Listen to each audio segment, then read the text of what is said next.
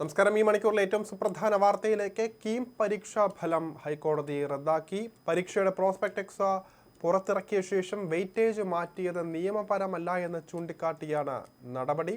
Justice DK സിംഗിൻ്റെതാണ് ഉത്തരവ്. Engineering പ്രവേശനത്തിനുള്ള പ്രവേശന പരീക്ഷയുടെ റാങ്ക് നിർണയ രീതി CBSE സിലബസ് വിദ്യാർത്ഥികളെ ദോഷകരമായി ബാധിക്കുന്നതായി ചൂണ്ടിക്കാട്ടുന്ന ഹർജിയിലാണ് വിധി വന്നിരിക്കുന്നത്.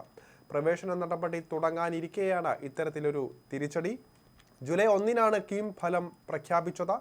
എഞ്ചിനീയറിംഗ് വിഭാഗത്തിൽ എറണാകുളം മൂവാറ്റുപുഴ സ്വദേശി ജോൺ ഷിനോജും ഫാർമസിയിൽ ആലപ്പുഴ പത്തിയൂർ സ്വദേശിനി അനഘ അഖിലും ഒന്നാം റാങ്ക് നേടിയിരുന്നു. എഞ്ചിനീയറിംഗിൽ 86,549 പേർ പരീക്ഷ എഴുതിയതിൽ 76,230 പേർ യോഗ്യത നേടി. ഇതിൽ 33,555 പെൺകുട്ടികളും 33,950 ആൺകുട്ടികളും അടക്കം 67,505 പേരാണ് റാങ്ക് പട്ടികയിൽ ഇടം നേടിയത്. ആദ്യ 100 റാങ്കുകാരിൽ 43 പേർ +2 കേരള ബോർഡ് പരീക്ഷ എഴുതിയവരാണ്.